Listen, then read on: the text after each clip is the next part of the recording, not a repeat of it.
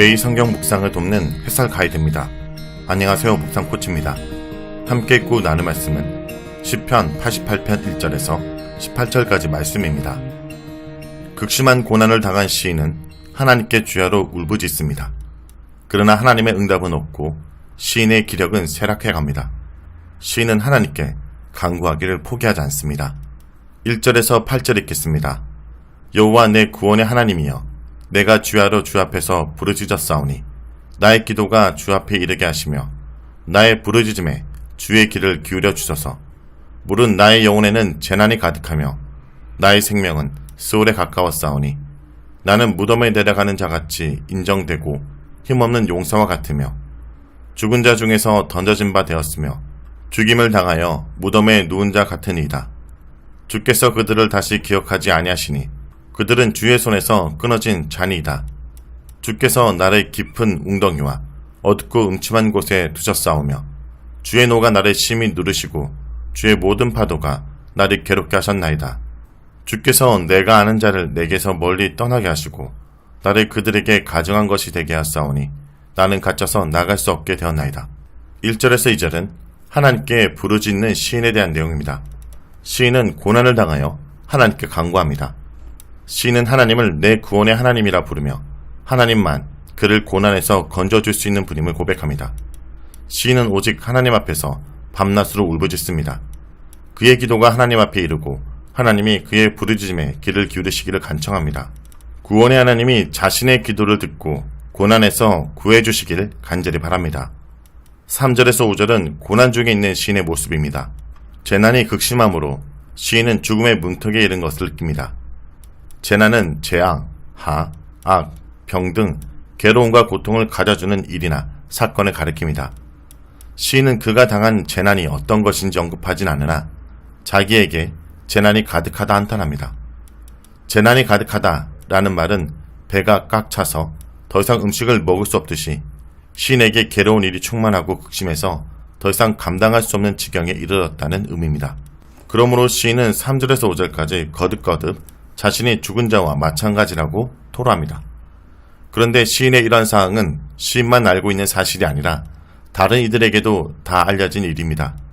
다른 사람들조차 시인을 무덤 구멍으로 내려가는 자로 간주할 만큼 그의 고난과 고통스러운 처지는 외부적으로도 다 공개되었습니다.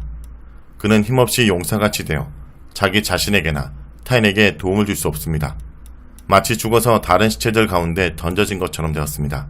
더구나 이 죽은 자들은 노쇠하거나 병약해서 죽은 자들이 아니라 칼이나 창에 찔리거나 구타당해 죽임을 당한 자들입니다. 4절에 힘없는 용사와 연결해보면 시인이 힘도 못쓰는 군인 같으므로 그는 자기에게 닥친 재난과 싸우지도 못한 채 무참히 공격당하고 죽임당했음을 암시합니다. 그의 시체는 제대로 매장되지 못하고 한 곳에 쌓여 방치된 다른 병사의 시체의 더미에 더해질 뿐입니다. 사람들도 이렇게 허망하고 비참하게 죽은 자들을 기억하지 않고 지나갈 터인데 하나님은 얼마나 그들에게 관심을 두겠습니까? 그들은 하나님의 기억에서만이 아니라 하나님의 손에서 끊어진 자, 즉 하나님의 도움과 능력의 손길을 제대로 받지 못한 자들이 아닙니까? 시인도 그들 중 하나처럼 되었습니다. 6절에서 8절은 시인을 향한 하나님의 하입니다. 시인은 죽을 지경이 된 자신의 상황을 하나님의 진노의 결과로 받아들입니다. 하나님이 그를 웅덩이 맨 밑바닥 어둡고 깊은 곳에 두셨으므로 시인은 한 치 앞도 볼 수 없고 스스로 빠져나올 수도 없었습니다. 웅덩이, 어둡고 음침한 곳은 3절에서 5절의 재난, 스올, 무덤과 같은 의미입니다. 죽음이 도살인 이런 곳에서 시인은 두려움과 절망을 느낍니다. 또한 하나님의 분노가 시인을 지탱하듯 누르고 하나님이 많은 고통의 물결로 시인을 괴롭히시니 시인은 숨쉴 수도 없이 고통스럽습니다. 시인은 하나님한테서만이 아니라 사람에게서도 배척당했습니다. 시인의 가까운 지인들은 그를 멀리 떠났고 그뿐 아니라 그를 가증한 자로 여겼습니다. 시인은 8절 제일 마지막 문장을 제외한 6절에서 8절의 모든 문장의 주어로 하나님을 칭하는 주께서 또는 주의 노를 사용하여 자신의 큰 시련 속에 몰아놓은 주체가 하나님임을 강조하고 있습니다. 시인은 가장 깊고 어두운 곳에 갇혔고 나갈 수도 없습니다. 사람이 시인을 웅덩이에 빠뜨렸다면 하나님께서 끌어주시기를 간청할 수 있고 또 하나님이 그를 능히 구조할 수도 있습니다. 그러나 지금은 하나님이 그를 웅덩이에 집어넣으셨으니 하나님의 긍휼과 도움이 얼마나 더 필요할까요? 시인은 하나님 신뢰하기를 포기하지 않고 하나님께 간구한 일을 쉬지 않습니다. 9절에서 18절 읽겠습니다. 곤란으로 말미암아 내 눈이 새하였나이다. 여호와여, 내가 매일 주를 부르며 주를 향하여 나의 두 손을 들었나이다. 주께서 죽은 자에게 기이한 일을 보시겠나이까? 유령들이 일어나 주를 찬송하리까? 주의 인자심을 무덤에서, 주의 성실하심을 멸망 중에서 선포할 수 있으리이까? 흑암 중에서 주의 기적과 이즘의 땅에서 주의 공의를 알 수 있으리까? 여호와여, 오직 내가 주께 부르짖었사오니 아침에 나의 기도가 주 앞에 이르니이다. 여호와여, 어찌하여 나의 영혼을 버리시며 어찌하여 주의 얼굴을 내게서 숨기시나이까? 내가 어릴 적부터 고난을 당하여 죽게 되었사오며 주께서 두렵게 하실 때 당황하였나이다. 주의 진노가 내게 넘치고 주의 두려움이 나를 끌었나이다. 이런 일이 물같이 종일 나를 애우며 함께 나를 둘러쌌나이다. 주는 내게서 살아난 자와 친구를 멀리 떠나게 하시며 내가 아는 자를 흑암에 두셨나이다. 9절에서 12절은 하나님께 부르짖는 시인의 모습입니다. 하나님의 노하심으로 인해 시인은 고통 속에서 점점 쇠락해져 갑니다. 내 눈이 새하였나이다 라는 표현은 그가 하나님께 매일 울부짖느라 눈이 침침해졌다 라는 뜻만 아니라 전반적으로 심신이 약해졌다는 것으로 볼 수 있습니다. 시편 6편에서도 시인은 밤마다 하나님께 탄식하고 통곡하여 금식함으로 눈이 새하여졌고 침침해졌습니다. 여기에 뼈와 영혼이 떨리고 수척해졌다고 진술하고 있습니다. 시인은 기력이 새하는 가운데서도 하나님을 부르고 하나님을 향해 두 손을 듭니다. 이런 행동은 시인의 하나님을 향한 신뢰와 겸비함을 보여줍니다. 시인은 살아있는 자만이 하나님을 찬양할 수 있음을 호소하며 하나님의 긍휼을 바랍니다. 죽은 자들이나 그들이 있는 곳은 하나님의 놀라운 행사나 성품을 찬양할 수도 선포할 수도 없습니다. 하나님께 드리는 찬양과 경배는 오로지 생명을 가진 자들의 몫이자 특권입니다. 시인은 하나님이 그를 죽음의 위협에서 구하여 하나님을 계속 찬양할 수 있게 해주시길 간청합니다. 13절에서 18절은 고난 중에도 끊임없는 기도입니다. 그러나 나는 당신께 부르짖었나이다 라고 외치며 시인은 하나님께 기도하는 일을 포기하지 않겠다고 밝힙니다. 죽으면 하나님께 찬양도 기도도 할 수 없지만 그 전까지는 기도를 그만둘 수 없고 또 그만두지 않겠다는 시인의 의지를 관찰할 수 있습니다. 시인은 주야로 하나님께 부르짖었습니다. 아침에도 그가 계속 기도할 것이므로 기도는 하나님 앞에 전달될 것입니다. 그러나 시인의 기도에 대한 하나님의 응답은 아직 없습니다. 그러므로 시인은 하나님이 자기를 거절하고 얼굴을 숨기신다 느낍니다. 하나님이 누군가에게서 얼굴을 숨기시는 행동은 하나님의 얼굴을 향하거나 비추는 행동의 반대로서 그 사람의 상황에 개입하지 않고 침묵과 무반응으로 일관하시며 대적처럼 여기심을 표현합니다. 하나님은 무응답과 무관심으로 시인을 고립시켰으나 시인을 향한 진노는 거두지 않으셨습니다. 시인의 고난의 역사는 오래전부터 시작되었습니다. 그는 어릴 적부터 고통을 당해 지금 죽을 지경에 이르렀습니다. 하나님의 시인을 두려움으로 괴롭히심으로 그는 어찌할 바를 모른 채 쇠약해져 갑니다. 하나님의 진노는 바다 물결처럼 그를 누르고 괴롭혔습니다. 지금도 물이 시인 위로 넘실대며 지나가듯 하나님의 진노가 그에게 넘실대며 흘러갑니다. 하나님의 두려움으로 시인은 말문이 막혔고 소진되었습니다. 하루 종일 이런 일들이 물처럼 시인을 둘러싸 죽음으로 내몰고 있습니다. 하나님의 진노로 시인이 재난을 당하고 고난에 처하자 시인의 지인, 사랑하는 자, 친구들은 다 멀리 떠났습니다. 시의 맨 마지막 문장은 내가 아는 자를 흑암에 두르셨나이다 라는 문장은 하나님이 시인의 지인들을 어두운 곳으로 떠나보내어 그로부터 멀어지게 하셨음을 의미합니다. 그런데 이 문장은 내가 아는 자는 흑암이다 라도 번역할 수 있습니다. 이 번역을 따르면 친구들이 다 떠났으므로 이제 시인에게 있어서 죽음을 상징하는 흑암만이 그의 지인이 되었다는 의미로 이해할 수 있습니다. 흑암은 위의 6절에서 어두운 곳으로 번역되어 죽음을 암시하고 앞에 친구들이 떠난 것을 죽음으로 보기에는 적당치 않으므로 후자의 번역을 지지해줍니다. 시인의 계속되는 탄식의 표현들은 허무하게 내뱉는 절망의 하소연이 아니라 하나님의 긍휼과 자비를 바라는 간접적인 요청, 하나님께 상달되는 간구입니다. 자, 여기까지가 시편 88편 1절에서 18절까지 말씀입니다. 오늘 말씀을 통해 우리는 무엇을 묵상하고 적용할 수 있을까요? 기도는 정직하게 행해야 합니다.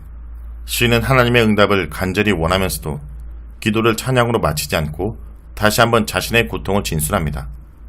성도 여러분, 나는 지독한 고통 속에서 어떻게 기도합니까? 내심 하나님께서 왜 내게 이러시는 거야?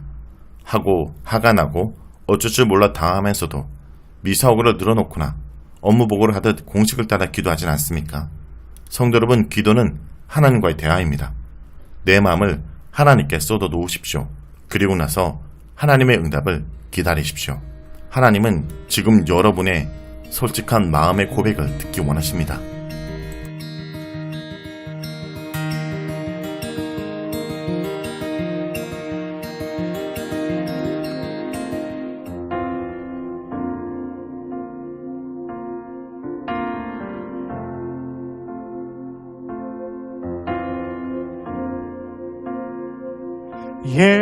예수는 나의 힘이요, 예수는 나의 생명이라. 예수는 나의 참 기쁨 참 소망. 예수는 나의 꿈이라. 예수는 나의 힘이요, 예수는 나의 생명이라. 예수는 나의 참 기쁨 참 소망. 예수는 나의 꿈이라. 예수는 나의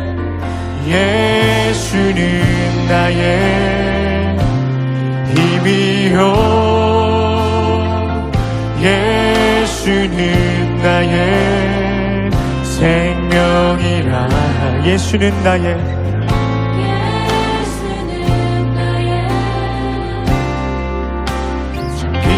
참 소망.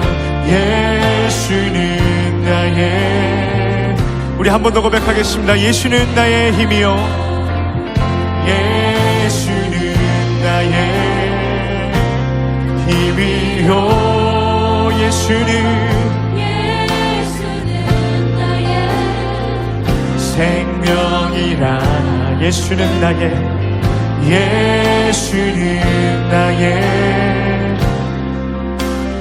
기쁨 참 소망. 예수는 나의 꿈이라. 아멘.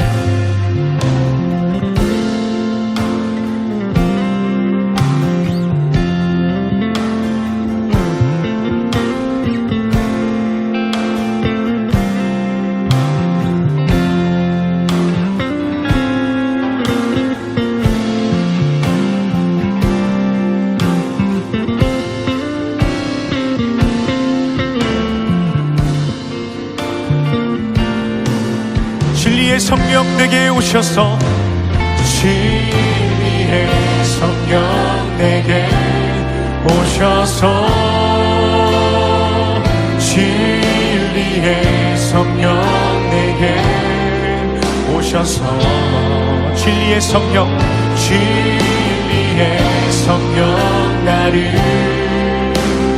깨닫게 하사 주 예수만 바라보게 하신. 진리의 성령 내게 오셔서, 진리의 성령 내게 오셔서, 진리의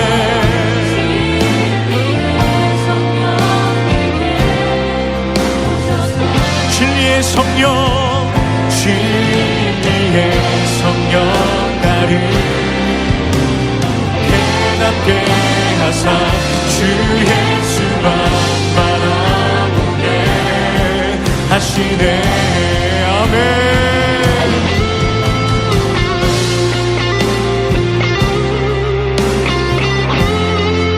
내게 오셔서 주 예수님만 바라보게 하여 주시옵소서. 진리의 성령 나에게 깨닫게 하여 주시옵소서. 힘내시고 구원되시는 예수 그리스도만을 바라보며 오직 그 한 분만을 바라보며 나아가는 우리가 되게 하여 주시옵소서. 우리 간절한 마음으로 함께 고백하며 나아갑니다. 진리의 성령, 진리의 성령 내게 오셔서,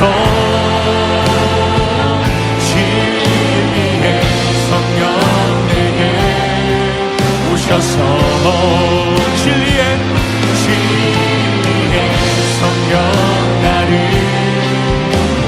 깨닫게 하사 주 예수만 알아보게. 우리 목소리로 고백할까요? 예수는 나의 힘이요, 예수는 나의 힘이요, 예수는 나의 생명이라. 예수는 나의 참 기쁨 참 소망, 예수는 나의 꿈이라. 아멘. 우리의 참 기쁨 되시고 소망 되신 주님께 모든 감사의 박수를 드리며 나아갑시다. 아멘.